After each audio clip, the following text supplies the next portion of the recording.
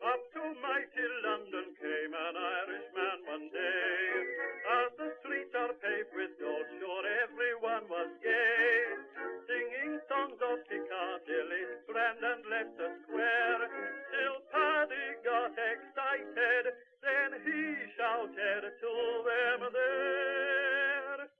It's a long way to Tipperary, it's a long way to go. It's a long way to Tipperary, to the sweetest girl I know. Goodbye, Piccadilly, farewell, Leicester Square. It's a long, long way to Tipperary, but my heart's right there. Esto no es Esparta, pero casi.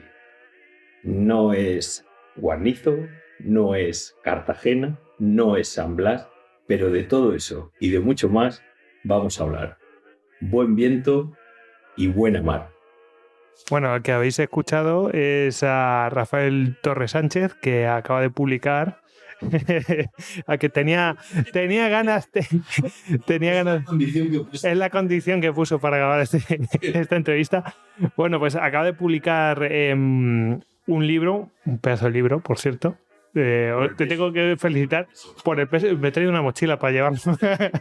La verdad es que el formato es un gran formato y la edición es estupenda y el contenido, bueno, yo venía ahí en el metro devorándolo y la verdad es que te tengo que felicitar. También felicitar a Despertaferro, que es el que lo ha publicado y que se ha atrevido con este formato, que, ojo, un formato atrevido. Y bueno, vamos a decir el título del libro. Si no, aquí estamos hablando. ¿Qué libro es? Bueno, pues Historia de un triunfo, la Armada Española en el siglo XVIII. Efectivamente, es la historia de un triunfo porque es muy complicado, ¿no? Bueno, ya entraremos en esto. Tenemos un programa sobre ello, pero sí, efectivamente. Lo podéis encontrar en Despertaferro Ediciones y bueno, pues como hemos dicho, fue gran formato. Y vamos por la segunda edición. ¿Y segunda edición ya? Sí, ya por la segunda edición. La primera se ha caído. Así que estaros atentos los que estéis interesados en el libro porque se está vendiendo como churros. Está mal que lo diga yo, pero...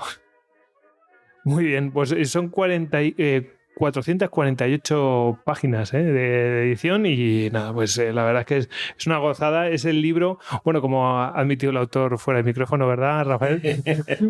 ¿Qué voy a decir? Es mi criatura.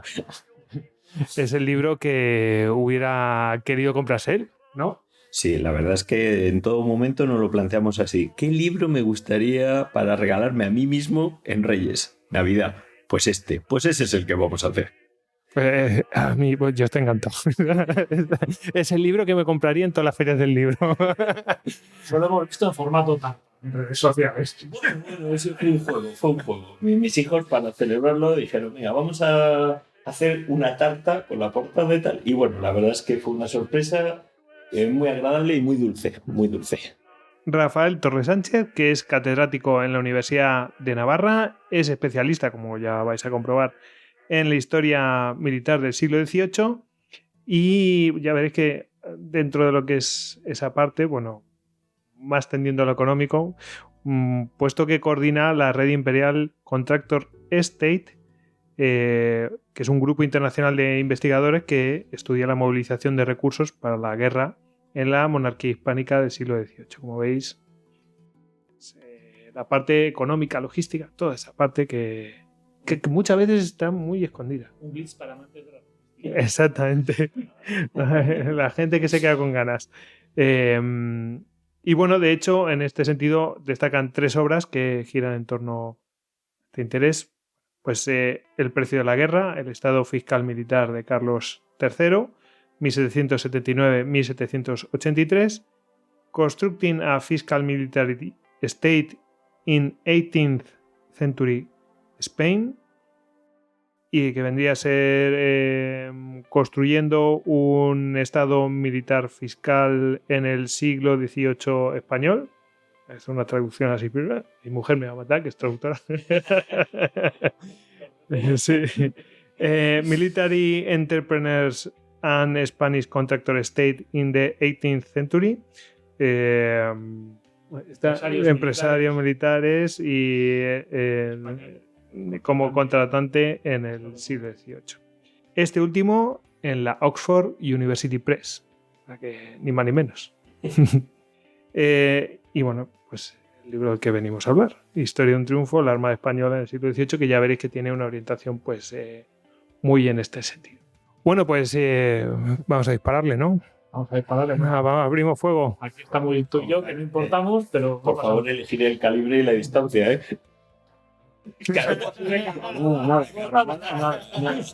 O bus de Rovira si os da igual. Nada como la metralla por la mañana.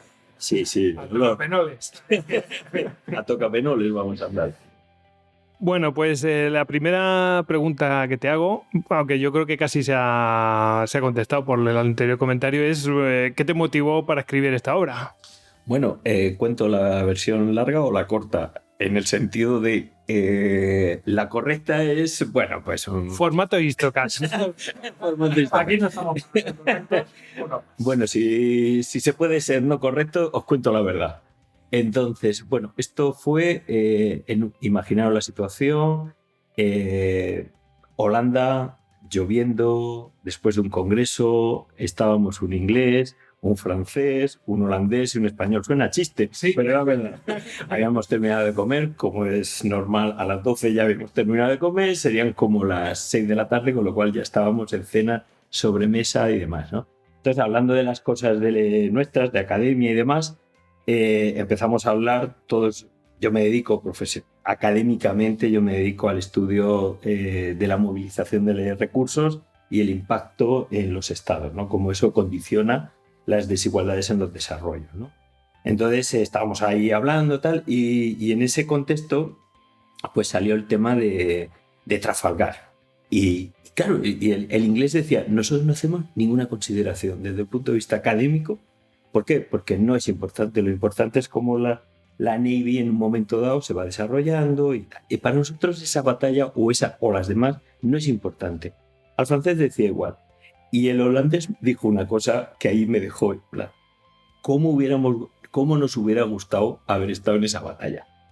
Y digo, bueno, tampoco es... Dice, sí, por una sencilla razón, porque eso hubiera significado que durante todo el siglo habíamos seguido construyendo armada, habríamos seguido construyendo una marina, creando un estado naval, creando algo. Nosotros teníamos ese en el 17, en el 18 dejamos de tenerlo y éramos un cadáver que se fue arrastrando. Los buques cada vez peor, perdimos todos los contactos que teníamos. Éramos el principal mercado de armas, de construcción naval. España era nuestro mayor cliente durante el siglo XVII. Controlábamos el mercado del Báltico. Todo eso lo perdimos. Esto, nuestra historia del siglo XVIII es la pérdida, es el desastre de todo el siglo XVIII. La vuestra es de un triunfo. ¿Por qué de un triunfo? Porque llegasteis a tener autonomía, llegasteis a seguir creciendo, desarrollándose. Y cuando terminé de esa larga sobremesa, dije, ostras, es que habría que contar esta historia de cómo España pasó de no tener prácticamente nada a finales del XVII a tener la segunda, tercera armada más importante. Esa historia de construcción, de historia de un estado naval, de un sistema complejo, capaz de operar como nunca se había hecho y como nunca se va a hacer, al volumen en el que se va a conseguir, pues esto hay que contarlo. Y separarse un poco de ese mantra, de ese paradigma finalista que es Trafalgar, que no te ayuda a explicar realmente lo que se hizo en la etapa anterior. Y bueno, ese es el origen. Por el camino me encuentro a Javier de Espertaferro y me dice, ¡buah! Esa idea me encanta, el apoyo de imágenes, de ilustraciones ha sido fabuloso y hemos podido soñar, realmente soñar. Lo que yo quería se hacía. Entonces eso ha sido un auténtico lujo y un placer. Y bueno, esa es la verdadera historia de todo esto. De hecho, en la introducción pues vienes a contar eso, es decir, el tema de precisamente... No lo del bar, lo del No, bar. no, lo del bar no.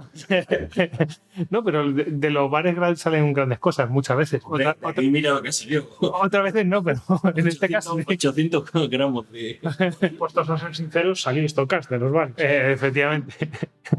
Bueno, pues ya prácticamente me has contestado a la pregunta que te iba a hacer, pero por recordar, cuando llegamos al siglo XVIII, principio del siglo XVIII, ¿qué tenemos de armada? Porque es que es la historia de un éxito, porque llegamos a Trafalgar, compitiendo ahí como segunda fuerza naval mundial, ¿no?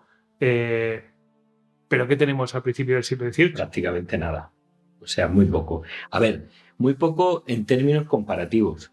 Es decir, estamos hablando de... en esos momentos, Gran Bretaña tiene 130 navíos, Francia tiene 110, Holanda tiene más de 80. Nosotros, en el mejor de los casos, 15, contando cosas que a veces no tienen ni categoría de navío. Entonces tenemos, y sobre todo lo que no tenemos es infraestructura. No tenemos administración, o una administración muy, muy deteriorada. La memoria institucional está, y eso es importante para luego volver a recuperar todo, pero no es capaz de operar. Es decir, tenemos una estructura administrativa, pero no es capaz de operar. Está todo por hacer. Lo importante es que eso que se va a hacer no es producto ni de un plan de un ministro, ni de un plan de un gobierno, sino son varias generaciones, 3, 4 generaciones de españoles, no solo en España, sino fuera de España, que participaron en un proyecto. A veces uno participa en los proyectos de forma inconsciente, pero la suma de todos esos esfuerzos particulares en España, fuera de España, en América, en Filipinas, da como resultado la construcción de un complejo sistema. Y ese complejo sistema naval es el que llega de forma de continuo crecimiento y desarrollo hasta 1793. Luego hablaremos de 1793. Pero hasta ese momento no para de crecer en ningún momento. Hablando, pues yo, si me permites, hablando de administración, porque me llamó la atención, ¿qué hace un contramaestre en los bosques del Pirineo? Bueno, es que alguien tiene que ir allí y decir, este árbol vale, este no vale, qué parte vamos a cortar. Muchas veces los cortes no cortas al tuntún. Es decir, de hecho, una de las cosas más interesantes es ver cómo a lo largo del 18 van racionalizando muchísimo el corte, eligiendo ramas, eligiendo partes, dejando otras, porque es más importante el aprovechar, el ser racional en ese uso. Cartillas de corte, cartillas que hace con modelos y demás que hace un constructor. Claro, aplicar todo eso a veces lleva a que haya comisionados de marina prácticamente en todos sitios decidiendo esto o lo otro, ¿no? Que se corta, ¿no? Es decir, hay un esfuerzo ecológico en el sentido de qué se corta, dónde se corta, qué se repone, qué no se repone. Es decir, hay una mentalidad clarísima de conservación. De hecho, hay uno de los cuadros, abundando en lo que tú has dicho, hay uno de los cuadros que salen todos los responsables de la Secretaría de Marina o relacionados, bueno, porque podían ser ministros de varias agendas, ¿no? Donde vienen los primeros, claramente, son gestores. No tienen nada que ver con la experiencia marinera, ni la pericia, ni nada de esto. Sin embargo, ya cuando empezamos a tener ya un número, entiendo yo que allá la segunda mitad ya hay un número de navíos suficiente, bueno, entonces ya empiezan a entrar ahí los marinos a ocuparse de esa gestión. O sea, lo primero que hay que hacer es una industria, básicamente, una industria compleja, un tejido industrial, bueno, que yo aquí menciono tejido industrial, pero bueno, que no solamente eso, sino es también acciones tecnológicas, espionaje, vamos a decirlo claramente, o también robo de talento y cosas de estas, y acciones formativas, es decir, que tienes que crear, bueno, pues una academia, escuela, en fin, para ocuparse de reflotar aquello, ¿no? En fin, me dejo alguna parte de estas porque he mencionado pues Sí. De todo, ¿no? Porque la industria entra ahí de todo, maderera, de fundición y de todo. Pero habría que resumir esto en grandes ideas a ver, ¿cuál es el reto? Es decir, una armada que arranca. ¿Vale? ¿Y cuál es el reto?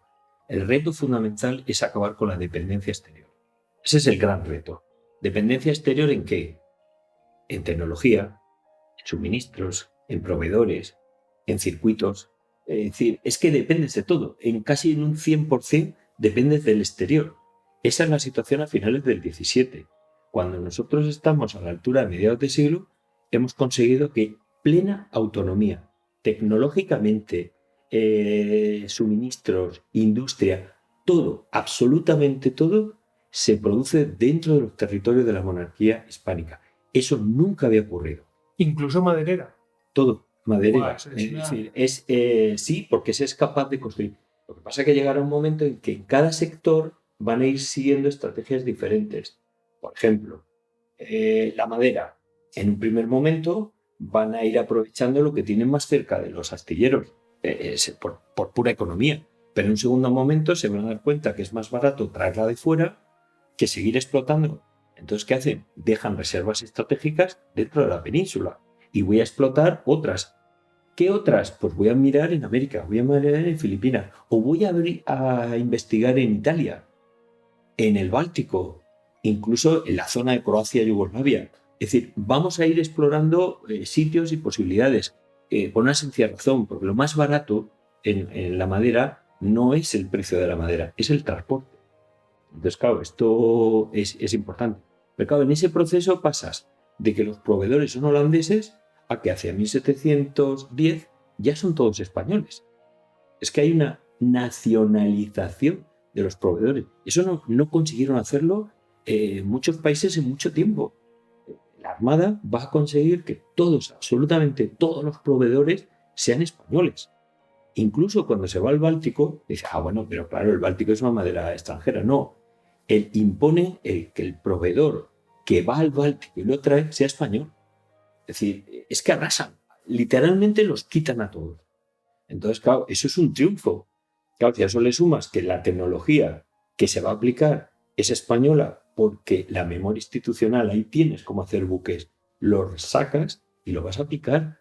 De que mires donde mires, es que ves clarísimamente cómo acaban con esa dependencia exterior que hemos dicho es el mayor reto. Nunca antes y nunca después. La Marina, en 1810, tienen que comprar fuera buques a Rusia, a proveedores de todo. Durante todo el siglo XIX y siglo XX ha seguido dependiendo del exterior, de una tecnología. El único momento en el que no se depende absolutamente de nada del exterior es el siglo XVIII, en este periodo, hasta 1793, que es clarísimo el control. Por eso le llamo triunfo. Hombre, conseguir de la dependencia a la no dependencia, pues creo que históricamente es algo importante a destacar. Y además es que es un sector... Yo lo comparo siempre, digo, esto es como mandar naves espaciales pues eso, al espacio, porque sí, al final estamos hablando de la punta más tecnológica de cualquier país. Sí. Con lo cual, bueno, pues tiene un mérito brutal, porque si dices, bueno, depende tecnología totalmente nuestra, de industria totalmente nuestra y todo esto, o sea, que habla muy bien de la situación del país. Y la primera mitad de la Edad Moderna, lo más complejo que tenía el ser humano de construir era una catedral. En el siglo XVIII lo más complejo es construir unas flotas. Es decir, construir un buque, que un buque se vaya 3 meses a la otra punta del mundo y vuelva, y que no se hayan muerto todos por el camino. Es muy, muy complejo tecnológicamente. Pero no es un problema económico, es un problema de organización. Si un buque va a 3 meses, tendrá que tener apostadores por el camino, raciones preparadas en el sitio, hospitales con sus camas, sus almohadas y sus medicinas preparadas para cuando lleguen. Claro, todo es... El problema no es hacer un buque, sino que ese buque pueda navegar, pueda reponerlo, es toda esa infraestructura que hay detrás. Y en cuanto a la industria, efectivamente es una industria importante porque es la más tecnificada. Pero ahora mismo, sobre todo académicamente, lo que más nos preocupa no es tanto cuánto gastas, sino el cómo gastas. Y esto es importante y tiene que ver con la industria. Vamos a ver, el que gastes en la guerra, todos, las repúblicas imperios, monarquías de cualquier tipo, todas en Europa, el grueso del gasto de presupuesto del Estado va a la guerra. En paz y en guerra. En cualquier periodo. Estamos hablando de un 70-80%. 70-80% en tiempos de paz, en tiempos cualquiera. ¿Qué diferencia hay entre un Estado y otro? El cómo lo gastas. Entonces, ¿qué es lo que va a pasar en la Armada en el 18? Que si tú consigues acabar con la dependencia, el grueso del impacto de esa demanda no se va del gasto militar en Marina, no se va a Holanda, no se va a Italia, no se va a Estados Unidos. Por primera vez en la historia de España, el grueso de todo el gasto naval se queda en España o en el resto de América y demás. Claro, ¿eso qué pasa? Que estás haciendo circular todo ese dinero, el dinero del Estado que vuelva a gastarse en la sociedad, es una renta que vuelve, ¿no? De hecho, tenía una pregunta sobre eso. O sea, que sí. Ya aprovechamos es que ese dato es fundamental para ver realmente, bueno, ¿y todo esto para qué? ¿Para qué sirve, no? Pues una de las utilidades es esa. Y luego hay otra cosa que esto se ha empezado a trabajar ahora mucho más tarde. Y es, bueno, ya sabemos que se gasta en industrias determinadas y tal. Pero ¿en qué regiones se gasta? ¿Y qué impacto tiene esto? Esto es muy importante, porque esto no se ha pensado. Y es, cuando uno analiza en qué partes de lo que se encuentra es que prácticamente todas las regiones españolas participaron. Algunas de forma muy intensa. Cataluña, la primera mitad del 18. El País Vasco durante todo el siglo. Cada vez más Andalucía. ¿Qué efecto tiene esto? Integrar las regiones.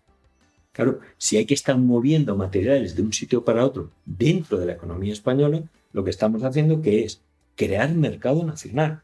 Ostras, que la demanda de la Marina está creando un mercado nacional o mercado imperial, porque el clavazón del País Vasco va a terminar en La Habana o lo que sea, o maestranza de un sitio a otro. Es decir, el impacto de esa demanda es mucho más que económicamente, es que estás integrando. El que tú gastes en un pueblo de Jaén contratando un montón de personas que van a cortar, que van a transportar, lo que estás haciendo es meter dinero en unas sociedades que no están acostumbradas a mover dinero, que están en autoconsumo la mayor parte.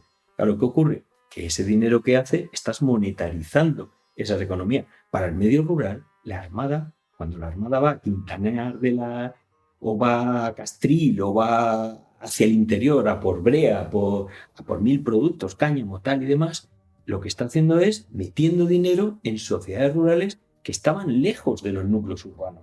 Esa población tiene dinero para pagar impuestos, pero para consumir, para comerciar.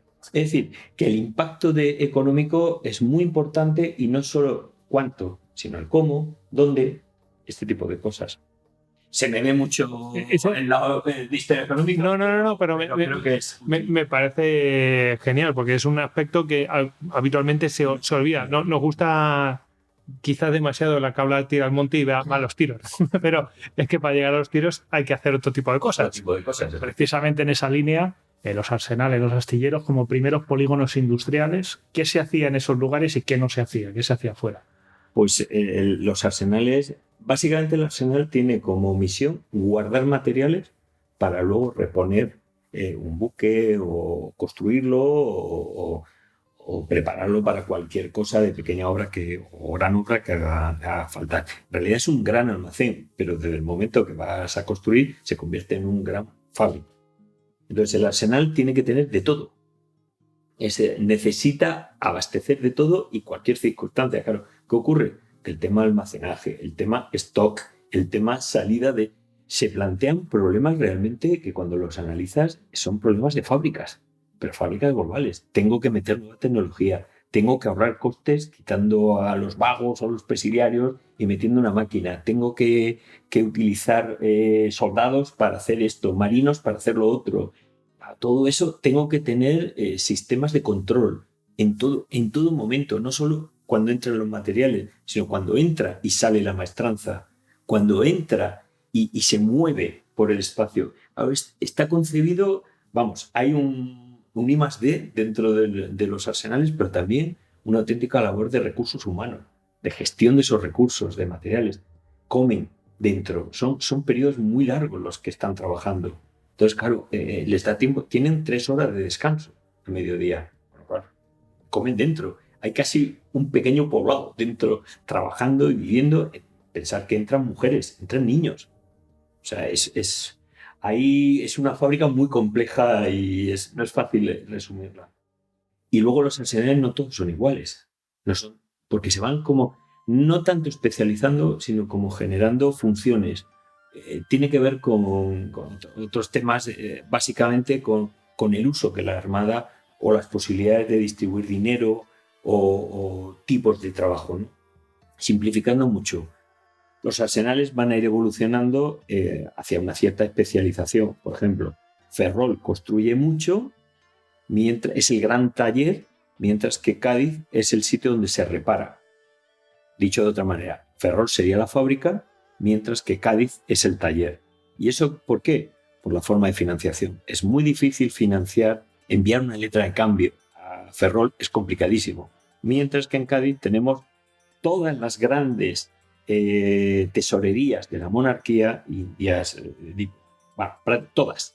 La tesorería general tiene acceso a estas tesorerías, con lo cual es muy fácil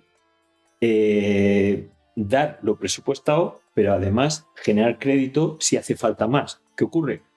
Que muchas flotas terminan pasando por Cádiz porque es que allí se le puede proveer de todo. Hay capital comercial, hay proveedores, hay de todo. Mientras que en Ferrol se fabrica y se fabrica. Y cuando hay que pagar en Ferrol, muchas veces se prefiere pagar en Madrid directamente o en Cádiz. Claro, ¿qué resultado tiene eso? Pues que cada uno tiene una especialidad. Entonces, Ferrol va a tener problemas para abastecer una flota. En cambio, Cádiz tiene mucha facilidad para abastecer una flota. Resultado, la Armada pasa mucho más por Cádiz que por Ferrol. Por eso que cada arsenal es diferente. Cartagena estaría un poco en medio de los dos. Eso me viene a la cabeza que a lo mejor podría tener algún problema logístico, incluso militar, por aquello de, en plan de, bueno, pues lo más lógico es llegar al Ferrol, no tanto a Cádiz. Digo por el tema de las rutas de navegación. Sí, Cádiz, desde luego, se ha criticado mucho el dónde se colocaron los arsenales, ¿no? Pero sí estaba muy bien pensado. Otra cosa es que luego en la propia vida, cada arsenal tiene una vida. Y tiene una vida por la sencilla razón de que tú haces un plan. Ese plan luego tiene que modificarse porque la prioridad absoluta es que fuera fácil de defender. Si pensamos un poco cómo están los tres, Cartagena está al fondo de la bahía. Cádiz, ¿cómo está? Al fondo de una bahía rodeada de caños, de fango. Está en una situación que es muy complejo entrar allí y tomar aquello. ¿Y Ferrol dónde está? Pues allá al final de esto. Claro, al final, ¿qué es lo que priorizas? La defensa. Pero claro, o sea, que si no hubieras priorizado la defensa, habrías tenido más opciones. Coruña, Santander, Bilbao, o sea, habrías tenido muchas más opciones. Pero claro, priorizas eso. Al priorizar la defensa, ¿qué ocurre? Que tú vas a empezar a hacer unos proyectos en los que a la vez que haces la fábrica, estás gastando en defensa. Llega un momento que no es fácil irte de ahí y decir, bueno, pues hago otro arsenal, no, sino como he invertido tantísimo, al final te arrastra, la propia inversión te arrastra a volver a hacer más almacenes, más. Claro, ¿cuál es el problema? Que muchos de estos van a mostrar a lo largo de su vida que tienen problemas. Cádiz tiene enormes problemas de que está limpiando fango, abriendo caños. Cartagena tiene todo un campo que desagua justo en la dársena del arsenal, por lo cual hay que desviar. Ferrol tiene también muchos problemas. Es decir, claro, todo esto que hace que cada arsenal tiene su propia vida, su propia historia interna en la que, bueno, pues hay que ir acondicionando, desarrollando, pero incluso La Habana hay que moverla, pero dentro de la bahía, más adentro todavía. Es decir, todo arsenal tiene. En el libro lo que hemos intentado hacer algo que, bueno, nos pareció como muy interesante y es, para el Estado, todos estos problemas particulares se resumen en algo más transversal. Y es que el Estado tiene que actuar en cada uno de ellos, pero tiene una política transversal, ¿no? Entonces, en el libro vamos a lo transversal. ¿Qué tiene en común? ¿Cómo se financia? ¿Cómo se construyen? ¿Quién los construye? ¿Qué problemas se enfrenta? Entonces, esa historia transversal nos pareció que que ponía en valor algo, porque si no es que parece como que no existe, y es todo lo contrario, es una historia de intercomunicación, maestranza que va de un sitio a otro, materiales que van de un sitio a otro, y continuamente estamos viendo cuadrillas, pero además por cosas pequeñísimas. Es que en Ferrol hay un señor que ha desarrollado un sistema de pintura mejor para remover, y ese modelo lo quiere llevar a Cartagena. Bueno, pues una cuadrilla de gente de Ferrol que vaya a Cartagena. El señor que está haciendo los diques en Cartagena coge una experiencia, tiene unas cuadrillas y se las lleva a Ferrol. Vemos, boom, y de ahí a Juan. O a Cavite. Estamos viendo continuo un intercambio de productos, de personas, lo cual de alguna manera habría casi una historia en la que los arsenales se están globalizando también. Ahora que estamos de moda con la globalización, pues la Armada está globalizando también por la vía. Entonces, la historia de los arsenales es apasionante, en particular y en transversal también. Pues vamos a tirar un poquito, que no solo es economía, vamos a tirar un poquito por...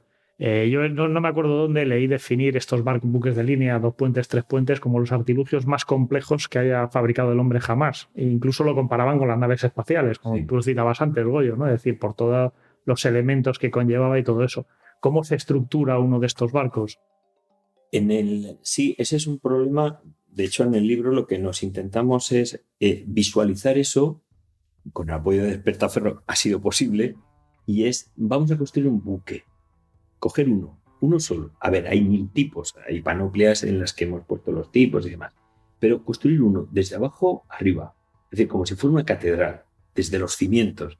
Entonces hemos cogido un navío de 74, porque el 74, a pesar de que lo esplendoroso es el de 3 puentes y tal, todas las marinas de guerra, el armazón, la columna vertebral es el 74, ¿no? El 74 sería el modelo, ¿no? Entonces dijimos, vamos a construir uno para ver esa estructura. Entonces lo construimos desde que íbamos dando paso desde el momento de que alguien en Madrid dice, hágase un buque, desde ese momento hasta planos, estructuras, materiales y demás. Y ir construyendo eso nos ha parecido muy bonito, porque se va visualizando los retos. ¿A qué retos se enfrentaban cuando estaban levantando esto? O la escuaderna, o la quilla, o creando espacios, o aguantando por los lados. Es decir, todos los elementos técnicos que son muy complejos y que requiere pues una preparación no solo técnica, sino un oficio. No es fácil mantener un oficio. Y luego hay otro elemento en estas estructuras, en esta construcción, que a veces parece menor, pero va implícito. Tienden a hacer construcciones masivas y estandarizadas, lo cual quiere decir que lo que funciona tiene que repetirse, tiene que duplicarse. El gran reto no era construir uno, sino construir homogéneamente, estandarizadamente. Ese es el gran reto, ¿no?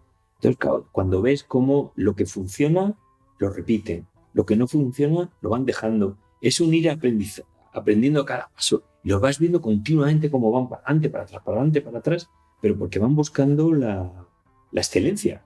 Y lo que ves es buques cada vez más veleros, buques más pequeños. El buque, la tendencia es de grande a pequeño. Luego al final del 18 vuelven a recuperar las grandes de 3, pero realmente es una tendencia hacia abajo, pero sobre todo es buscar que sea velero, ir ganando nudos, ir ganando aguante. Y luego, algo muy importante, ir ganando en capacidad de estar en el mar. Es decir, la bodega tiene que ser lo suficiente sollado, tiene que estar lo suficientemente bien articulado para que aguante, pensemos, dotaciones de 600 a 1000 personas. Eso son muchas raciones, eso es mucha agua, eso es mucho de todo. Entonces, claro, ese tema lo tienes que meter en la estructura. Tienen que conservarse los productos. Tienes que tener repuestos de todo. Todo eso te condiciona la estructura, te condiciona la forma en la que tú estás resolviendo voy a construir un navío de 74. No solo que flote, sino que flote bien, que lo haga cada vez mejor y que además permita que puedan sobrevivir estas personas y combatir, que era el objetivo último. Nos comentas un poco, bueno, nos has comentado un poco también las grandes líneas de la evolución, ¿no?, de los navíos. Entendiendo que el blindaje podría ser algo un poco posterior, ¿velocidad o capacidad de fuego? ¿Por dónde tiran?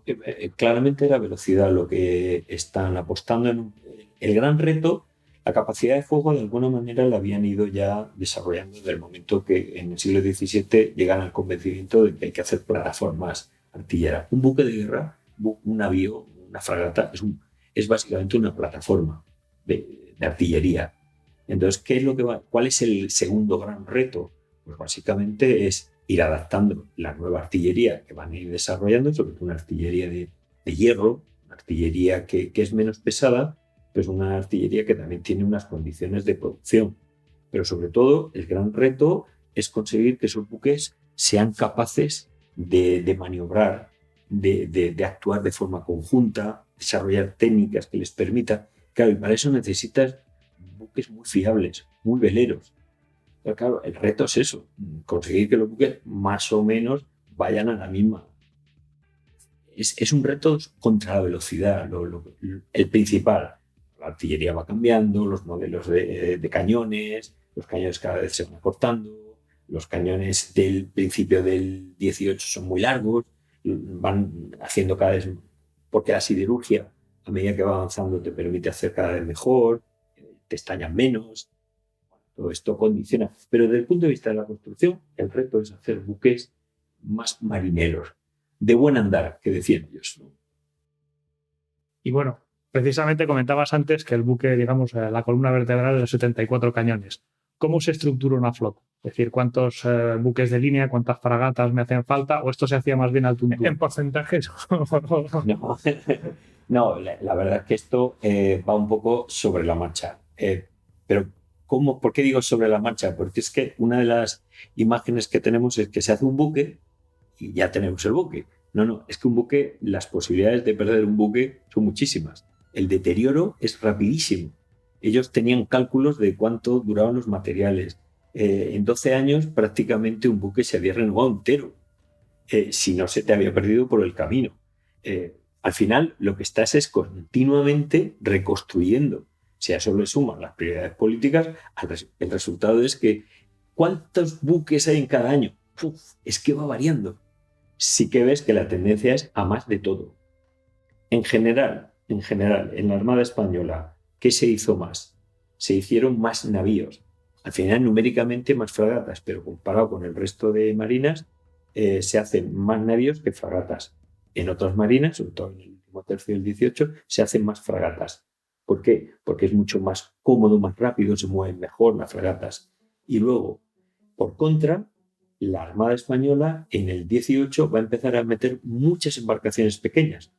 Tenemos muchos navíos, tenemos muchas embarcaciones pequeñas. De hecho, la construcción de embarcaciones pequeñas digo embarcaciones menores, pues de corbeta para abajo. Tenemos una enorme variedad que son tan de la Armada como puede ser un navío, y de hecho son las que más navegan. ¿Por qué? Porque son más fáciles de equipar. Es decir, si tú tienes que meter 1 millón de raciones, pues aquí voy a meter 100.000. Es decir, todo esto te facilita el moverlo y este tipo de actividad. También las misiones, pero bueno. Cobres una función que no hace falta mandar un navío, mandas una corbeta y ya la mayor parte del tiempo de un navío es estar en el arsenal. Es que sacar un navío es que no es ninguna broma, ¿eh? Cuando tú vas a sacar un navío, estás sacando a 600 personas y estás haciendo un equipaje de todo. O sea, la lista de lo que tiene que llevar de medicina la enfermería es que no hay hospital dentro del interior de España que la lleve. Entonces, claro, sacar un navío no es ninguna broma, ¿no? Resultado, pues saco una fragata. Resultado, pues saco 3 corbetas. Y al final vas bajando, ¿no? Pero por pura... Sí, no. A ver, una corbeta puede hacer mucho daño también, ¿eh? O sea, de hecho, en el transcurso normal, con una corbeta es suficiente. Te hago la pregunta, ya que ha salido este tema de navíos armados o desarmados, etcétera, que ya está rondando por aquí la pregunta. ¿Cuál era la aspiración? A ver, esto es una cosa media, ¿no? O sea, una respuesta así y tal. ¿Cuál era la aspiración o meta en número de navíos en servicio desarmados en tiempo de paz? Pues más o menos. Esto va variando, obviamente, en el tiempo, claro. A ver, o quizás no existía ninguna y iban viendo. Sí que hay una medida, porque vamos a ver, ellos operan con un ideal político, y es la Armada Española más la Armada Francesa tiene que ser igual a la Armada inglesa. ¿Qué ocurre? Que más o menos eso es un ideal que se va intentando, pero tenemos un problema, y es que la Armada francesa va bajando el número, con lo cual, y la Armada española va subiendo. Entonces, no es fácil. Esto solo se consiguió realmente decir, tengo más que la Armada inglesa en la Guerra de Independencia norteamericana. Por eso, y por un cambio en las tácticas, si queréis luego hablamos de esto, la guerra de la independencia norteamericana, España pasa a la ofensiva, porque tiene el número parecido y no tiene ningún problema en decir, te coloco 60 navíos en el Canal de la Mancha, juntando franceses y españoles, 60 navíos. Gran Bretaña en el Canal de la Mancha, en el mejor de los casos, podía equipar a 37. Es decir, realmente es ofensivo, en el Caribe es ofensivo. Es decir, puedes pasar, o sea, que hay un número. Entonces ellos van jugando un poco con eso. Eso en los últimos años salta por los aires del momento que Francia, con los acontecimientos de la Revolución Francesa y tal, su marina va a sufrir un descalabro, que por eso la marina segunda pasa a ser la española, pero por el propio descalabro, desde el 89 es un auténtico descalabro la Armada. Nosotros somos la tercera siempre y ahí ya pasamos, pero justo ahí es cuando entramos también a partir del 93 en crisis. Pues mira, esto me da pie, porque tú mencionas en la introducción, mencionas a Mahan, que bueno, pues él determina que la cuestión de la extensión del poder continental pues pasa por el control de los océanos, ¿no? Bueno, tú no estás muy de acuerdo con ello, bueno, eso es. A partir de una poderosa fuerza militar, naval y mercante, bueno, y claro, así parece lógico que para poder reconstruir la Armada tienes que evitar perder todo lo que vas votando, ¿no? Pero claro, eso con nosotros no se cumple, por lo que comentaste, por ejemplo, en la introducción con el tema de La Habana, que bueno, la perdimos, pero fíjate, no se cumple lo de Mahan, ¿no? No, es que Mahan es tan decimonónico, es tan antiguo. Seguir viendo la historia naval a partir de batallas y la batalla como la prueba suprema del pueblo heroico, eso no responde para nada a la lógica, ¿no? Entonces el ejemplo de Trafalgar y el ejemplo de La Habana me parece que es lo suficientemente claro. Si tú en términos de navíos pierdes los mismos, un poquito más incluso en La Habana, y en La Habana además pierdes algo que es todavía más importante, y es La Habana, es el astillero, es toda la infraestructura en el Caribe. Sí, realmente, en términos mahanianos, el desastre de La Habana es infinitamente superior a Trafalgar. Pero ¿qué es la diferencia? Que la Armada estaba viva, la sociedad española estaba viva, estaba creciendo, y en 3-4 años está recuperado todo. Después del 62 está recuperado todo. En Trafalgar tú eres un cadáver, lleva más de 10 años sin cobrar. Desde el año 95 se dejan de construir navíos. Es que la Armada de 1805 es el reflejo de una sociedad que ha dejado de crecer. Y no solo eso, sino que está afrontando una crisis brutal. Entonces, no puedes comparar. Dice, ¿por qué en el 62, siendo más importante, en términos mahanianos, no pasó nada? Y no solo no pasó nada, sino que pasó algo muy importante, y es que se revisaron errores, se mejoraron formas, se fue más eficiente, se construyó más y se aprovechó para cambiar cosas, pero tan aparentemente que no tienen nada que ver con La Habana como pueden ser el sistema contable, el sistema de administración, sistemas de control de las raciones, sistemas de control de los proveedores, sistemas de construcción se mejoran muchísimo, son buques más eficaces, las tácticas cambian. Es decir, una derrota que es el comienzo de la mayor, dentro de la edad dorada que podría ser el 18, los años 80 es el pico de esa edad dorada y es consecuencia un poco del fracaso. ¿Por qué eso no ocurre a partir de 1805? Porque eres un cadáver. Entonces, claro, seguir viendo la Armada Española del 18 a partir de los informes de 1805 es negar lo que se hizo, ¿no? Y yo aprovecho para darle una vuelta a eso, ¿no? Porque siempre pues he recordado, digo, bueno, siempre he pensado, bueno, Trafalgar, bueno, por la situación que había, por la industria, antes he mencionado lo de hacer las cosas cada vez más, replicarlas, hacer pues un poco industrial, ¿no? Casi fordista, ¿no? Exactamente. No, sin caso. El caso es que digo, bueno, pues y si hubiéramos tenido posibilidad de ganar en Trafalgar y todo esto, yo lo veo, bueno, aunque hubiéramos ganado, hubiera cambiado algo, pues claro, para nada. Pero aprovechando esto de Mahan y todo esto y recordando la situación que se vivió en Vietnam, pues pilotos que caían y los norteamericanos se lanzaban como locos a recuperarlos porque el coste formativo de aquellos pilotos era muy importante. Claro, muchas veces se menciona y se ve, por ejemplo, tú has mencionado la Revolución Francesa, en la que, bueno, pues van para abajo a partir de ahí, pues a lo mejor por pérdida humana, o sea, intelecto humano, pues yo tenía aquí un par de ejemplos más. En Lepanto, por ejemplo, los turcos pierden un montonazo de oficiales o gente de mar que tenían mucho conocimiento y a partir de entonces, bueno, pues ya no tenían tanto vigor. Y nosotros en Trafalgar también perdemos una oficialidad muy, muy valiosa. ¿Les podía haber sucedido eso a los ingleses? ¿Hubiera podido cambiar las cosas esa pérdida humana? Hombre, es una pregunta la contrahistoria. Claro, porque tú tienes un vigor económico e industrial importante, pero claro, esas pérdidas, sí, los norteamericanos lo tenían en Vietnam, pero esas pérdidas las puedes reponer. Eso no se puede reponer así, pam, pam. La primera parte de la pregunta es: ¿qué hubiera pasado si España gana? Absolutamente nada. O sea, el cadáver habría seguido en estado, no sé, putrefacto casi. Te recuerdo que el grueso de la armada, de toda la flota, no desapareció. El grueso es el 90%, va a desmontarse en los arsenales porque no hay repuestos. No por la guerra. ¿Qué hubiera pasado si se gana? Esas casualidades, Nelson se equivoca, la cuña no entra bien, entra por donde no debe de entrar y bueno, pues se pueden volver y bueno, podía haber pasado todo.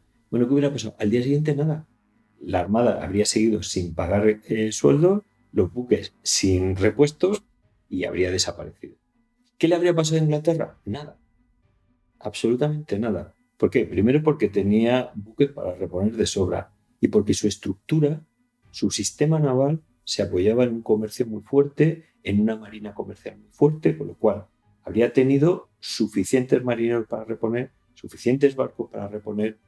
Eso no lo tenía la Armada Española en ese momento. Entonces, en términos majanianos, 1805 no es nada. De hecho, Napoleón no alteró ni un solo plan. Bueno, mala suerte. Uno día más. Sí. Entonces, realmente no, eso no te cambia. 1805 no es el comienzo de la decadencia española del siglo XIX para nada. O sea, llevamos, insisto, 10 años sin cobrar. Entonces, ¿qué se pasa? Esto es casi como, no sé, el símil podía ser hoy día. Tenemos la sanidad pública más importante, más fuerte y de la que nos sentimos más orgullosos de mi hija es médico, Valdecillas, aprovecho para hacer publicidad. Entonces, estamos realmente, como sociedad, estamos orgullosos de lo que se ha construido desde hace varias décadas. ¿Os imagináis qué pasaría si este mes que viene no se paga a los médicos, a las enfermeras? Bueno, no pasaría nada, se aguantaría un mes, se tiraría de repuestos. El siguiente mes, en diciembre, tampoco se cobra. ¿Os imagináis cómo empezarían a actuar los hospitales a dejar de hacer? Eso es lo que estaba pasando. Pues os imagináis casi 10 años sin cobrar. Claro, ahora enfréntate a una pandemia. Y ahora intenta explicarme cómo es la sanidad pública en esa segunda hipotética pandemia dentro de 10 años. No me estás explicando lo que habíamos hecho. No sé si con el símil se ve claro. Es decir, no me expliques la Armada Española del 18 a partir de ese cadáver. Explícamelo antes. Si quieres luego entramos en por qué se produce esa caída, o esa crisis, ¿no? Pero desde luego no son, en términos majanianos, no es cierto que la batalla condiciona y explica el desarrollo. sino que es el desarrollo el que en un momento dado determina el que una batalla sea importante o menos importante. Ujú. Yo, sacándoos del Bill Metal una vez más, aunque sé que volveréis. No, yo puedo insistir en cortar. Dinero es importante. Se atribuye a Churchill la frase de que las tradiciones de la Marina Real son ron, la sodomía y el látigo, ¿no? Cómo se vivía, cómo era la vida precisamente, cómo era la marinería de todos estos barcos en la época buena. Ya sabemos que en Trafalgar no cobraban, no sé, lo he pillado. Además, creo recordar que se embarcó a mucha gente inexperta, en fin, se rellenaron los barcos con lo que se podía, pero cómo era durante esta época dorada, pues la vida un poco a bordo, qué tipo de marinería teníamos, cómo funcionaba. El convivir a bordo es un tema, bueno, hemos dedicado todo un capítulo porque nos ha parecido muy importante. No porque eso sea solo lo importante, sino que me parece que es una manera de completar una visión de una sociedad. Es que la sociedad naval es una sociedad. Sí, te interrumpo, ¿cómo metes a 600 personas en ese espacio sin que se maten entre ellas? Claro, es que ¿puedo hacer una acotación? El que sí, sí.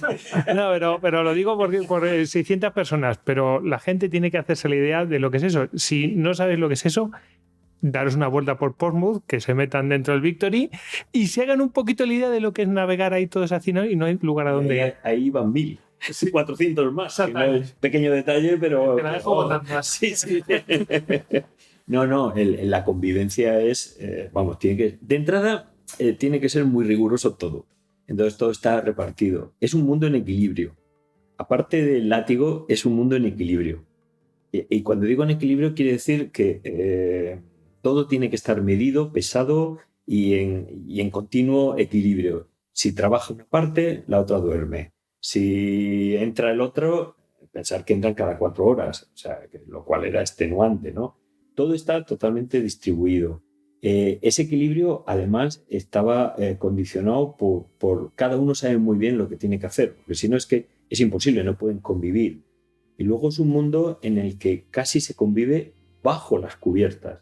La imagen esa que están todo el día subiendo, maniobrando arriba, abajo, no es lo más, no ocupa la mayor parte se ocupa bajo las cubiertas, con lo cual es un mundo que es un mundo de oscuridad, es un mundo de continuo ruido, es una convivencia muy dura, donde se tiende a cerrar esa imagen de las puertas abiertas y que corra el viento, de eso nada, de la mar solo entra frío, lluvia, de todo, con lo cual se cierra, con lo cual los aires se corrompen.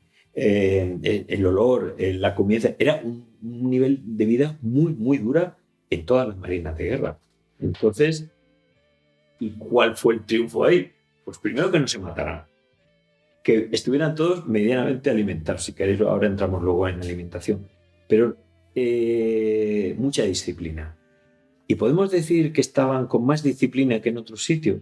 Mira, esto es un tema que nos ha preocupado mucho y una persona del grupo de investigación hizo la tesis exclusivamente en esto, comparar el número de motines y las razones entre la Armada inglesa, la Armada francesa y la Armada española. ¿Por qué hacemos eso? Porque el motín es el momento supremo, es cuando ya dicen no puedo más, reviento y le pego fuego a alguien, ¿no? Entonces, no, nos amotinamos. A ser posible al capitán. A ser posible al capitán, al oficial o al que sea, ¿no? Entonces, bueno, solo unos datos, no voy a dar muchos datos, pero solo Nos encantan los datos. No. Por ejemplo, la Armada inglesa durante el siglo XVIII tuvo 37 motines. La Armada francesa unos menos, la Armada española solo 7. 37, 7. ¿Que lo pasaban todos mal? Eso es seguro. ¿Que vivir dentro de un buque era horroroso? Seguro. Pero hombre, 37-7 lo que te está diciendo también es que no estás peor, al menos no peor que la convivencia de otro, ¿no? Y la dureza y tal. Sí que es cierto es que cuando bajas al nivel de las razones por las que los marineros ingleses y demás se amotinaban, muchas veces tienen que ver no tanto con la disciplina como con la alimentación, con el orden dentro. O sea, la alimentación es fundamental. Y en un espacio así, que no hay otra forma de comer que lo que te den, es fundamental. En cambio, la alimentación en España se mejoró muchísimo. Pues si queréis comentamos algo. Eso es que estás quitando una de las razones. en todos los indicadores de las razones, en ninguno España está por encima, en ninguno. De hecho, de esos 7, la mitad están protagonizados por oficiales, no por marineros. Con lo cual, también de 7, 4 más están por oficiales. Lo cual quiere decir también, y era un tema más complejo, pero básicamente no son motines de decir es que no podemos más, me ha pegado el látigo, estoy harto del látigo y además no como y además me están maltratando. No tiene que ver. Lo cual creo que es muy significativo de que todos estaban mal, pero España no estaba peor. Con lo cual eso contrarresta también la imagen de Trafalgar.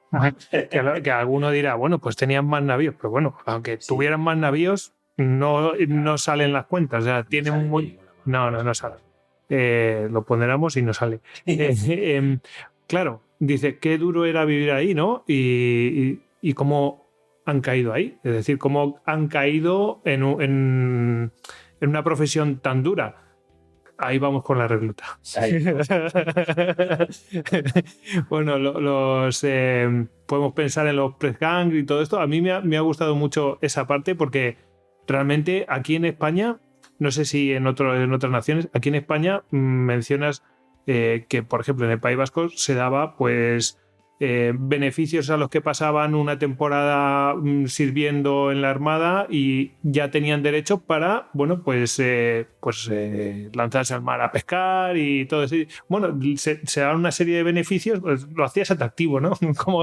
Como ahora tienes incentivos fiscales, pues parecido, pero entonces, ¿no? Explícanos un poquito eso. Bueno, vamos a ver. El tema del reclutamiento en general, pues hombre, depende también a qué nivel te sitúes. Porque no es lo mismo el oficial, los intereses por los que va, que puede ir un buzo, un cocinero o un grumete o un infante de marina. Es que cada uno tiene una forma.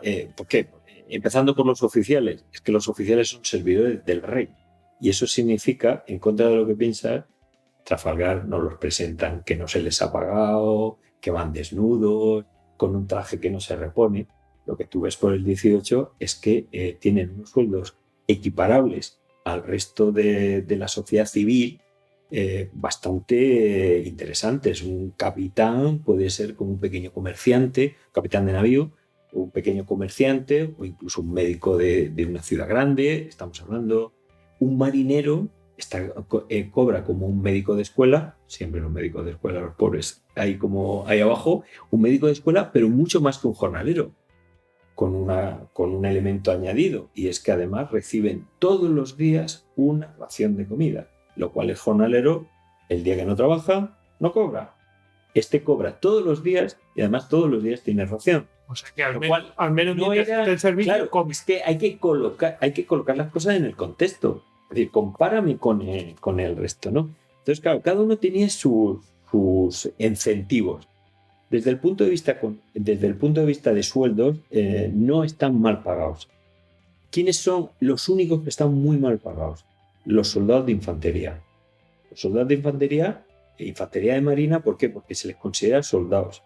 Y aquí viene un truco, si queréis, típico de la administración que raquea. Como eres soldado, la ración que te voy a dar es una ración de marina. La ración de marina vale mucho más que la ración del ejército, con lo cual, ¿qué hago? Te lo descuento del sueldo. Con lo cual, el infante de marina, que va a ser fundamental en los buques, va a tener una posición, para que nos hagamos idea, gana menos que un grumete. Un señor un infante de marina que es básico e imprescindible en los arsenales, en los buques. Es la fuerza de choque. No es el marinero, es la fuerza de choque. Bueno, pues como es un soldado embarcado, pues cobra como un soldado y además le quito. Cada uno tiene unas condiciones económicas diferentes, no son todos igual y demás. Los marineros, ¿de dónde vienen? Pues básicamente aquí se establece el sistema de la matrícula del mar, por lo cual toda la costa, esto se hace en España, pero también en América, entonces cada pueblo va a proveer de un número determinado, una especie como de rotación en la que se hace un listado tanto de marineros como de patrones de barco y demás, de tal manera que la Armada va a ir tirando y ellos van rotando sobre. Mientras que se puede tirar del sistema, la verdad es que funciona bastante bien. Esto es copia de elementos que se habían hecho ya en el siglo XVII. Esto lo implanta también Francia. Inglaterra no llega a implantarlo y tiene que utilizar la mano dura. El látigo, la taberna, eso que hemos visto. Como los moros en la costa española, ¿no? Pues entro y me llevo no sé cuántos. Pero al mismo tiempo también hay que dar una visión ponderada y real. Eso era una realidad cuando había que rellenar, cuando faltaba. Pero la inmensa mayoría de las veces tiene mucha marinería que una vez que está desocupada en una guerra, la marina comercial está desocupada, ¿qué es lo que hace? Se ofrecen.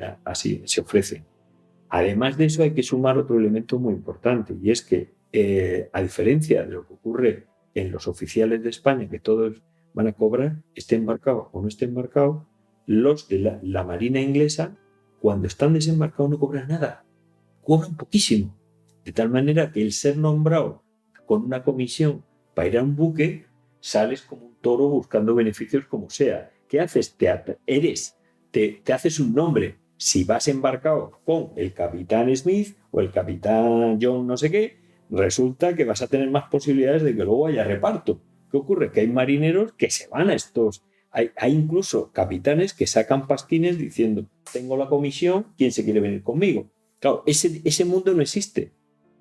En España, un oficial que se queda en un arsenal cobra el doble. El que es destinado a la comisión de no sé de anclas de no sé cuánto está cobrando el doble.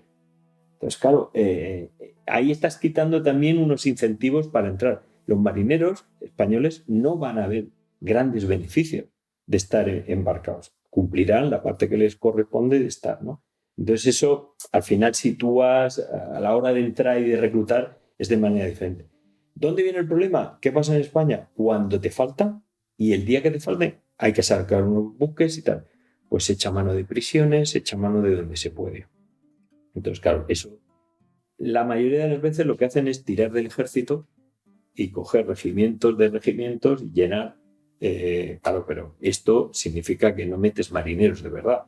Están gente que está mareándose, son gente que no son capaces de operar ningún tipo de maniobra, entonces, claro, estás metiendo un problema, no una solución.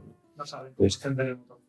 No, para nada. No saben, vamos, para nada, ¿no? Sí, que a lo mejor para meterte en el ejército, pues no requieres de ningún tipo de conocimiento, pero para operar a bordo sí que requieres un mínimo de conocimiento y pericia. Sí. Pero todo, es decir, operar en silencio. O sea, uno de los mayores problemas que tienen en un buque es el ruido. Entonces, claro, si hay ruido, y hay ruido de choque de todo, del agua, de las maderas, bueno, todo, no puedes operar cuando hay ruido. Entonces, claro, un marinero se puede llegar a un momento a acostumbrar.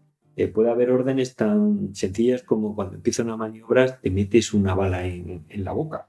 Pueden llegar, pero estos que vienen de fuera generan problemas realmente de convivencia, a la hora de operar no sabes qué hacer, eres lento, hay que explicar las cosas, todo esto no son soluciones al final, esto se complica. Esto empieza a ser un problema precisamente en los años 90, donde la matrícula, los marineros no quieren ir, tienes que tirar y entonces se produce un deterioro enorme del tejido de marinería. Cuando tú estás utilizando marineros, muchos de ellos de Andalucía, la costa del Levante o del País Vasco, esos marineros son muy eficaces, están acostumbrados, se mueven, pero el problema es cuando tienes que ampliar y ya no tienes tanto.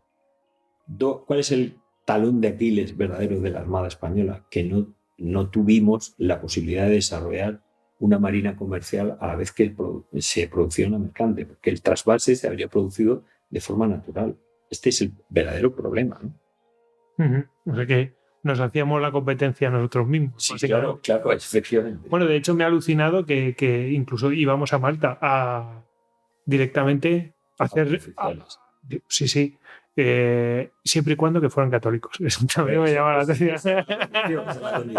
Sí. Además, ese tipo de historias son muy interesantes porque hay grupos que no pasan por las academias, es que son aventureros.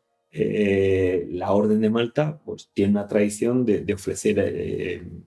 Además, son oficiales que son muy rentables, en el sentido de, primero, que los tienes que formar, y segundo, que son oficiales que están muy vaqueados en una guerra que es es la verdadera, donde hay verdaderos combates verdaderamente serios, donde la Armada está continuamente guerreando, es en el Mediterráneo y en el Caribe. O sea, estamos siempre, la línea, tal, Atlántico. No. Ver, donde estás diariamente dándote tortas es en el norte de África, pero continuamente durante todo un siglo. Claro, gente con un mazarrero o gente que se va, que se está pregando en esos buques, en un Javeque, bueno, esta gente son gente muy belicosa. Entonces, claro, coger un italiano que se ha vaqueado ahí o un maltés que se ha vaqueado ahí es muy interesante, muy interesante en términos de añadir valor al tipo de oficial, al tipo de... Esto es muy interesante. Yo no puedo resistirme a hacer la siguiente pregunta. Hemos visto que esto está lejos de ser un milagro, ¿no? Este éxito del siglo XVIII, a pesar de lo último que estamos comentando, que es el talón de Aquiles.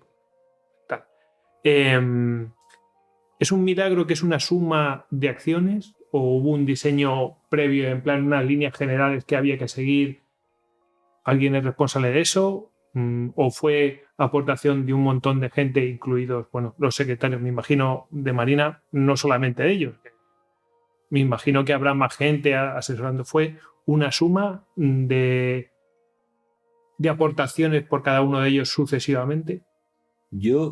Esto es un tema controvertido porque la historiografía tradicional ha querido poner el valor en algunos ministros. Es un patiño, es un genio, lo tiene todo claro, ordenanzas, ¡pum! Una ensenada, otro genio, tal. Entonces, claro, identificas a personajes, sobre todo de gobierno, estos dos en concreto. Pero cuando tú bajas un poquito, te das cuenta que es la suma de muchos. Pero muchos. Un comisionado, un proveedor, un oficial que está en Manila, que está enviando informes de qué se puede hacer, otro que está en San Blas y está resolviendo en México. Es decir, hay una colaboración, hay una suma de acciones muy potente y sobre todo son varias generaciones. Claro, ¿qué hubiera pasado si esto hubiera sido una cuestión solo de 10, 15 años? Pues sí que podía haber sido el producto de la genialidad de un gobernante. Pero cuando tú ves que pasan generaciones y la maquinaria sigue perfeccionándose, creciendo, desarrollando, no solo en buques, caderos, en técnicas, en sistemas de raciones de alimentación, de enfermedades, de combate, cuando tú ves que está continuamente mejorando, dices, ostras, esto es un esfuerzo, esto es un triunfo colectivo. Y no hubo algún paso atrás, lo típico que nos pasa a los españoles, en plan de llega alguien que dirige mal y hace que retrocedamos un poquito. Sí que los hay y gordos. Probablemente, puntualmente hay muchos, obviamente, porque me refiero a lo típico, a un ministro, alguien que no haya remado en la misma dirección. Algo así. Que también es cierto que hay muchos desconocidos. Julián Arriaga, de Malta, la verdad, es un ministro gris, está ahí escondido, pero luego a la hora de organizar es un buen organizador. Entonces, claro, no sabes muy bien, pero porque nos falta mucho estudio. Un Valdés es una máquina organizando, mucho más que Ensenada, a pesar de los éxitos. Incluso hay visiones que habría que poner en entredicho. Pongo un ejemplo y lo veis. Ensenada, incuestionable. Hace más, hace tal. Ensenada hace una ordenanza de bosques para que así los bosques son la Armada. Ensenada hace una ordenanza y al día siguiente, literal, esa ordenanza le da la protección, el monopolio del uso de las maderas. Y al día siguiente le da toda la contrata a una persona de isla, amigo suyo. Es decir, toda esa ordenanza que significa un monopolio, en realidad fue para, ahora diríamos, externalizar, para pasárselo a un proveedor. Y dices, ostras, con Ensenada, Perla, cuando estamos hablando de los espionajes, esas visitas y que van a Londres y que se traen a constructores, lo que están viendo allí son modelos perfeccionados del Almirantazgo que está haciendo modelos perfeccionados del Princesa, que es un Gastañeta. Es decir, nosotros nos estamos trayendo casi la tecnología que teníamos 20 años antes. Es decir, no es todo progreso y hacia adelante, hay también elementos. Y luego, en términos globales, el mayor retroceso yo creo que es, y esto es políticamente incorrecto, en los propios marinos. Cuando a partir de un tema muy conocido, el de la pluma, la espada representaría el control de la armada de los militares, la pluma por parte de los administrativos o el cuerpo del ministerio frente al cuerpo en general. Eso, que es un tema súper repetido y tal, es porque durante la primera mitad del siglo XVIII, quien está controlando, quien está gestionando la administración de un arsenal, de prácticamente toda la administración es ese cuerpo del ministerio. Marinos también, pero el cuerpo del ministerio. Mientras los que salen de academia, los militares, los oficiales y demás, el cuerpo general, a partir de los años 70 empiezan a tomar el control y tienen el control de arsenales, el control de proveedores y de tal. Claro, eso es el triunfo de la espada sobre la pluma. Cuando uno analiza el qué van a hacer estos militares, es un problema. Y lo que vemos es un retroceso, porque lo que era la administración tenía que haber seguido en manos de este cuerpo del ministerio, por una sencilla razón, porque el militar que se está bajando del buque está dejando de hacer lo que mejor sabe, que es llevar un buque. Y entonces le pones a buscar la mejor oferta para una subasta en un entorno que no conoce. O hay muchos elementos que la entrada de submarinos en comisiones y demás lo que hizo fue perder valor. Teníamos unos marinos preparados que los vamos a utilizar para unos elementos que realmente no son. Es decir, hay en cierto modo hay un retroceso en ese aspecto. En ese sentido, por ejemplo, el almirantazgo inglés quizás lo tenía mejor estructurado eso, que una cosa es las decisiones políticas y administrativas. Y otra cosa, lo que sería estratégicas, me refiero militares, puramente bélicas, que lo tenían separado. Lo que pasa es que los ingleses lo que hicieron fue reducir a la mínima expresión lo que es la administración. La administración de la Royal Navy es muchísimo más pequeña que la española. ¿Por qué? Porque para el tema por ejemplo, el tema de necesito proveer guisante, que era la principal legumbre que comían los ingleses, la única, así les iba. Comen guisantes, ¿vale? Pues aquí veríamos cada junta departamental formada por militares, por marinos, pues tienen que buscar en el entorno a ver quién le provee de guisantes, lo cual da lugar a situaciones de todo tipo. En Londres hay una mesa, o sea, la revolución fue enorme, una mesa y una silla. Se pone el hombre allí y dice, el que quiera vender guisantes a la marina que pase por ahí. Y ya está. Y dice, ¿por qué? Y hay mucha gente que hace cola. ¿Por qué? Por una sencilla razón, porque te lo voy a pagar. Pero claro, el problema es que si cada uno compra por donde puede y luego el presupuesto, porque son presupuestos separados, Cartagena, Ferrol, tal, si luego no tengo dinero y tengo que coger y comprar de aquella manera, pues al final, ¿qué ocurre? Pues se está todo complicando. No me fío de cómo está yendo el tema. Entonces hacen una cosa que es una marcha atrás también, y es el cuerpo del ministerio, el derrotado en esa batalla entre la pluma y espada, sigue estando en activo y necesita seguir controlando. Con lo cual nos tenemos a más servidores, pero en puestos que tendrían que estar en el buque, no en los arsenales o las intendencias y demás. O sea que no es todo blanco y rosa o blanco y hacia arriba, ¿no? Te lo dejo un poquito. Te lo dejas un poquito. Pues no sé, hemos hablado de marinos, hemos hablado de batallas. Bueno, ¿qué comía? Venga, que me haces el símbolo. Yo es que, en fin, me reservo. Me parece que la convivencia es importante, ¿no? Y el que comen, es que me ha parecido siempre tan fuerte el meter a 1000 personas, 600 y que coman. El menú del día. El menú del día. Entonces, o que no enferme ese tipo de cosas. Te enfermas más, comes menos. Entonces ese tema me parece que es un tema interesante. El tema de la comida, básicamente, más o menos todas las marinas comen igual porque se enfrentan a los mismos problemas, ¿no? de preservar los alimentos. Al final es lo mismo. Pero claro, España pone en valor un elemento que para otros diríamos la dieta mediterránea. Pero es que funciona y es una enorme cantidad de productos, mucho más variado, la dieta es mucho más variada, la dieta inglesa tiene menos productos y algunos los cubren con lo que son los imaginarios de vamos a comer mucha carne.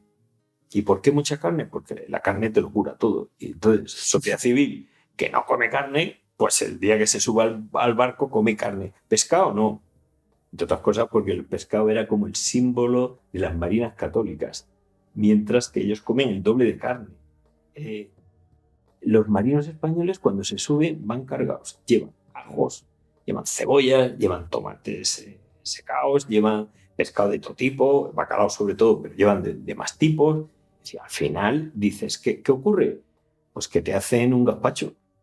Es que el bizcocho está podrido, tengo el agua que también está podrida, le voy a echar vinagre, le voy a echar unos tomates, le voy a echar unos pimientos, me voy a comer una sopa de gazpacho que dices, ostras, eso es una bomba brutal, ¿no?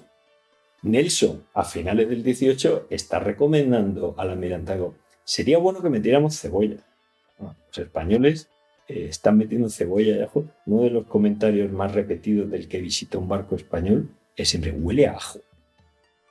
Bueno, pues todo eso luego al final se traduce en menos escorbuto y menos... Sí, no, como dijo la mujer de Beckham, ¿no? De España guajo, pero los barcos españoles desde luego olían a ajo. Pues olían a ajo, pero gracias a que olían a ajo, pues se sufría menos. ¿Por qué sufren menos? Bueno, es esto. Pero que también en España se hicieron cosas diferentes, ¿no?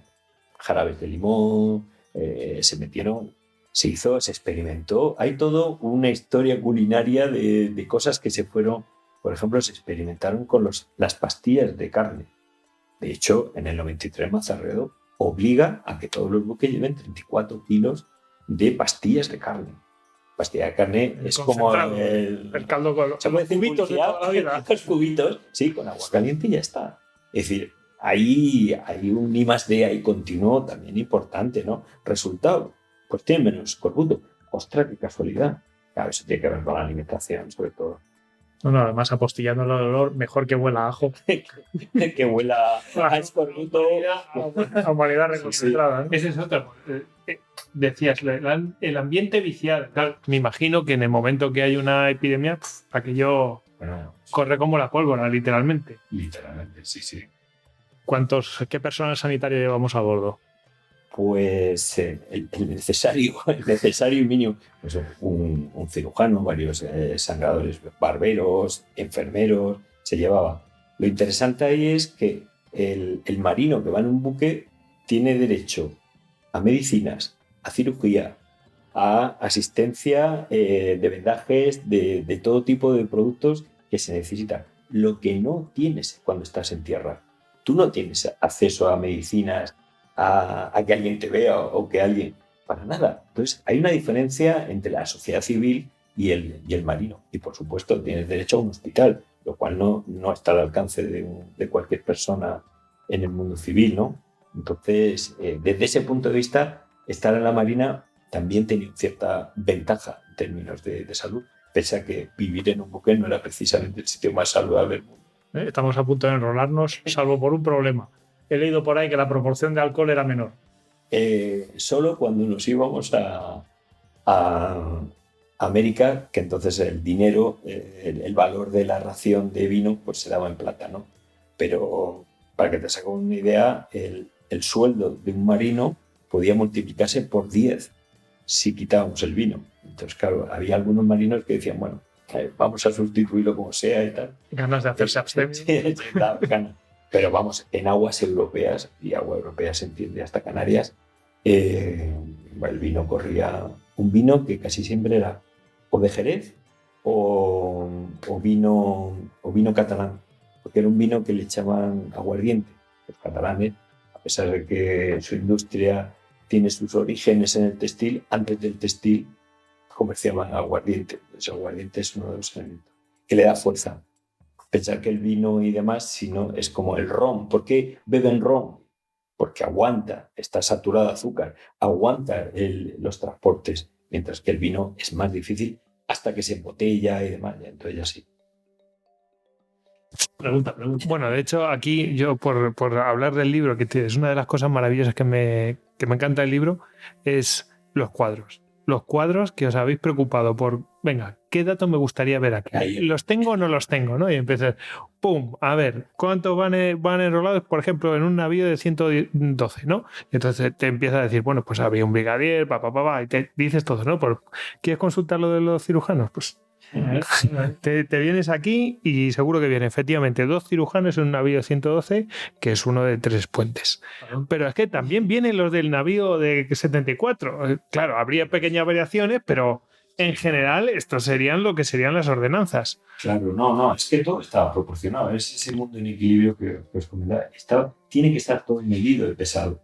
Esto viene porque es que, bueno, yo te voy a hacer un par de preguntas más sobre esto, pero es una característica de este libro que tú puedes abrirlo por donde quieras.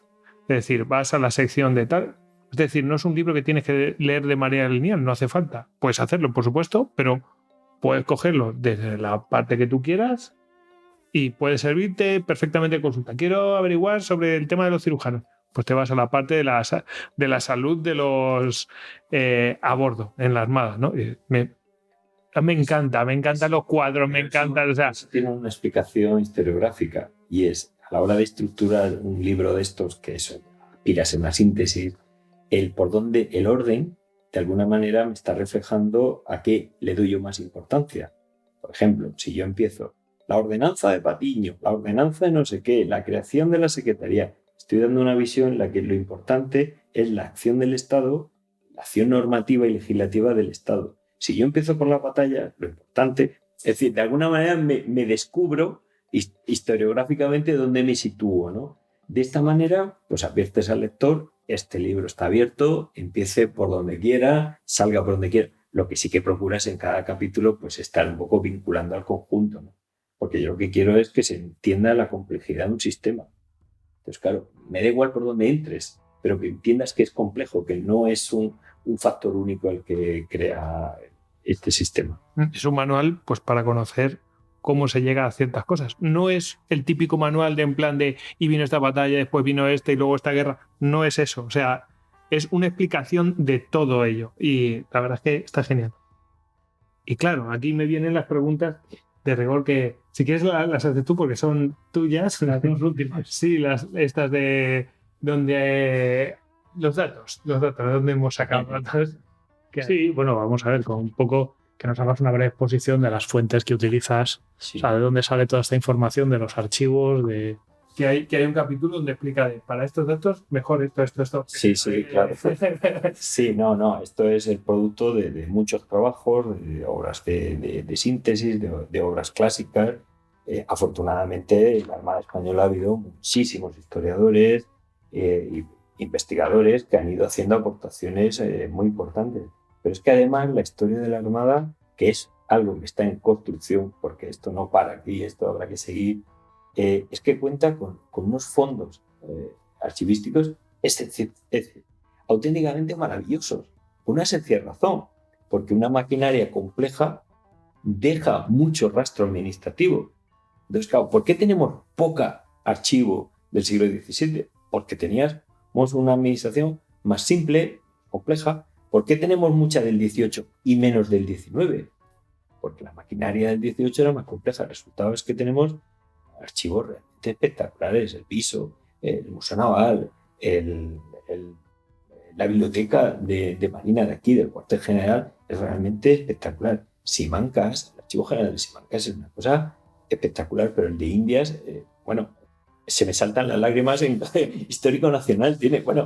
Es que incluso hay archivos departamentales, archivos de todo tipo. O sea, realmente puedes abordar una enorme. Luego, todos esos archivos y todo, además tienes una enorme cantidad, empiezan a escribirse manuales de táctica, manuales de comportamiento, de maniobras, todo eso al final crea un corpus documental que es enorme. Entonces, esto es rascar un poquito la punta del iceberg, pero vamos, al final damos una orientación bibliográfica para el que quiera seguir, procurando poner lo último que se ha publicado en cada uno de los temas, ¿no? para enfocar.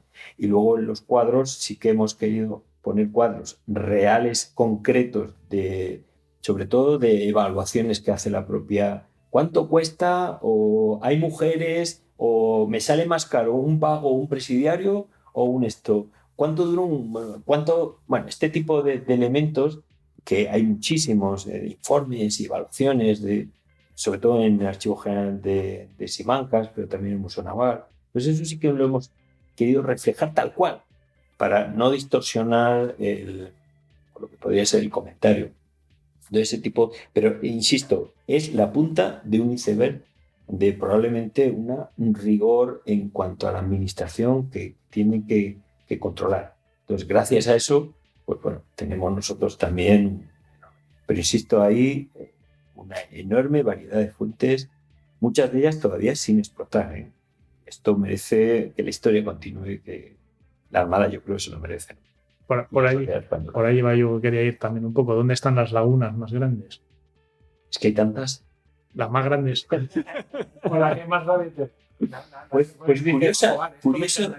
es curioso, pero si a mí me dijera hacia dónde habría que ir en el futuro, yo diría hacia las batallas. Pero volver a las batallas después de saber cómo es la maquinaria. Es decir, las microbatallas, los microconflictos, esos conflictos continuos, no las grandes batallas. Es un poco esa política aplicación de la política en terreno. Es decir, no sabemos absolutamente nada de cómo era el día a día de un guardacostas en Venezuela. El día a día, y se han hecho trabajos, pero al resto no sabemos la escuadra de galeras que iba por Nueva Orleans, por el Mississippi arriba, Mississippi abajo. No tengo ni idea. No sabemos las construcciones que se están haciendo en Filipinas y las que se están encargando a Siam o fuera. Es que hay un mundo ahí. Desconocemos absolutamente eso. Desconocemos en cómo está continuamente enfrentándose con Túnez, con las agencias de Berbería.